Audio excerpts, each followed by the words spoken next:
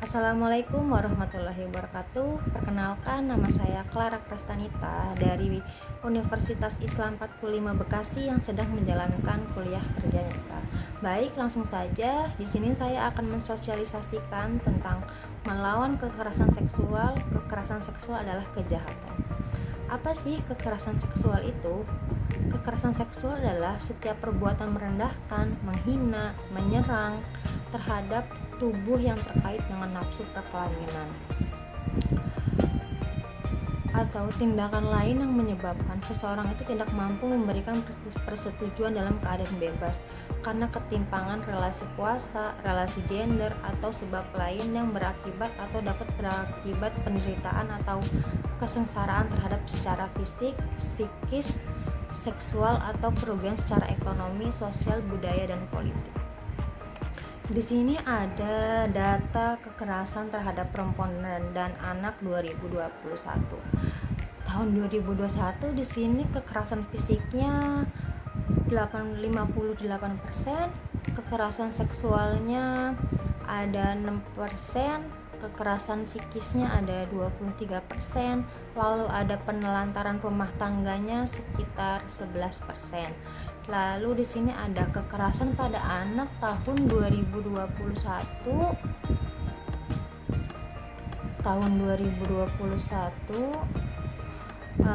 Di sini ada penganiayaan sebesar 2%, perkosaan atau pencabulan ada 14%, penelantaran ada 8%, kekerasan fisik ada 15%, bullying ada 14%, penculikan ada 16%, kekerasan psikis ada 4%, pelecehan seksual ada 12%, persetubuhan di sini ada 4%.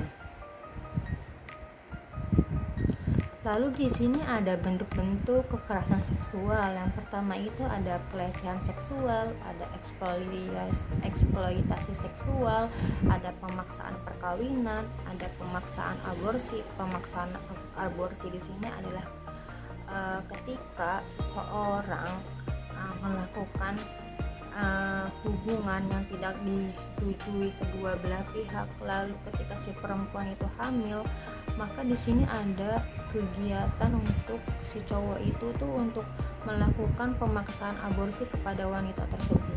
Lalu di sini ada perbudakan seksual, lalu ada penyiksaan seksual atau penghukuman bernuansa seksual. Lalu di sini ada jenis-jenis kekerasan seksual dapat dilakukan secara yang pertama itu ada verbal, dimana kekerasan seksual ini dengan kata-kata ya teman-teman, kata-katanya yang kasar, yang menghina atau melecehkan seseorang. Lalu di sini ada fisik, dimana kekerasan seksual fisik ini dilakukan secara langsung ya teman-teman dan tanpa persetujuan orang tersebut. Lalu di sini ada daring melalui teknologi informasi dan komunikasi. Perbuatan, lalu yang di sini ada perbuatan yang termasuk kekerasan seksual. Yang pertama, berperilaku atau mengutarakan ujaran yang mendiskriminasi atau melecehkan penampilan fisik. Lalu yang kedua ada mengirimkan lelucon, foto, video, audio, atau materi lainnya yang bernuansa seksual tanpa persetujuan penerimanya. Lalu di sini ada menyentuh, mengusap, meraba, memegang, dan menggosok bagian tubuh pada area pribadi seseorang. Apa sih? Lalu ada dampak bagi korban kekerasan seksual. Di sini yang pertama, adanya dorongan untuk bunuh diri karena dia merasa sudah tidak ada harga dirinya lagi setelah dia dilecehkan. Lalu di sini ada trauma secara seksual, ada gangguan fungsi reproduksi, luka secara fisik, penyakit menular seksual, dan kehamilan yang tidak diinginkan. Bagaimana menghindari bahaya kekerasan seksual? Yang pertama, selalu bersikap waspada, terutama di kendaraan umum. Yang kedua, bekali diri dengan bela diri. Nggak harus dengan bela diri itu nggak harus dengan karate ya teman-teman. Misal teman-teman kalau kemana-mana bisa membawa spray yang ada cabenya gitu. Lalu ketika merasa terganggu bisa disemprotkan. Lalu di sini melakukan perlawanan, lalu ada belajar dari kasus yang ada, dan yang terakhir adalah waspadai orang yang tidak dikenal. Lalu di sini ada bagaimana dampak pelecehan seksual di lingkungan kantor. Bagi teman-teman yang bekerja nih, dampaknya kalau misalkan kita ada seseorang yang dilecehkan, yang pertama itu ada stres, kekhawatiran, gangguan tidur, gangguan stres pasca trauma, lalu ada ketidakmampuan bekerja, hilangnya harga diri, dan rasa percaya diri. Lalu yang terakhir ada produktivitas dan kinerja yang menurun, timbulnya perasaan terkucil di tempat kerja. Jika teman-teman menyaksikan tindakan pelecehan seksual, apa sih yang harus kita lakukan? Yang pertama itu peduli, usahakan untuk mendokumentasikan peristiwa tersebut, lalu beri informasi, dorong untuk memperoleh bantuan ke lembaga, jadi kita benar-benar harus menginformasi kepada korban kita bahwa orang tersebut harus melapor kemana gitu. Lalu cari bantuan, bisa melaporkan kepada yang berwenang.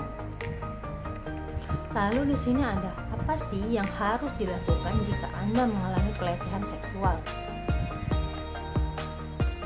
Yang pertama ada sebisa mungkin kumpulkan bukti kekerasan foto atau rekaman suara atau video. Lalu yang kedua, laporkan dan buat pengaduan. Mintalah dukungan kepada teman-teman atau pihak yang bisa dipercaya. Lalu yang ketiga di sini, jangan takut, ada banyak orang yang peduli dan ada lembaga khusus yang bisa membantu. Carilah informasi ke lembaga bantuan atau profesional yang bisa menangani kasus kekerasan terhadap perempuan dan anak. Lalu yang keempat di sini ada gunakan kebijakan yang berlaku di perusahaan mengenai sistem pelecehan.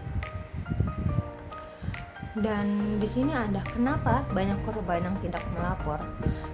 Yang pertama, karena dia merasa malu atau menilai kasus yang dialaminya adalah sebagai aib. Lalu yang kedua ada khawatir masalah ini diketahui oleh banyak orang, takut dengan ancaman pelaku. Lalu yang terakhir ada khawatir akan mengeluarkan biaya dan tidak mengetahui kemana harus melapor. Lalu kenapa melapor itu penting? Yang pertama, memberikan efek jera kepada pelaku karena akan mendapatkan sanksi hukum dan sosial. Yang kedua ada korban akan mendapatkan layanan pemulihan. Lalu yang ketiga ada diberi informasi mengenai langkah-langkah yang tepat sesuai hukum yang berlaku. Lalu yang keempat ada mendapat akses layanan pendampingan selama proses hukum. Yang kelima yaitu adalah mencegah keberulangan peristiwa terjadi pada korban atau korban lainnya. Lalu bagaimana cara melapornya? Yang pertama, Anda bisa datang langsung ke kantor P2TP2A di DKI Jakarta, atau Anda bisa menghubungi Komnas Perempuan melalui baik Facebook, Twitter, atau Instagram, atau bisa juga menghubungi hotline pengaduan 24 jam dengan nomor 0813 176 17622 melalui WhatsApp, telepon, atau SMS. Sekian dari informasi yang dapat saya berikan. Ketika Anda melihat atau mengalami pelecehan seksual, jangan takut untuk melaporkan pelaku kepada pihak yang berwenang. Terima kasih. Wassalamualaikum warahmatullahi wabarakatuh.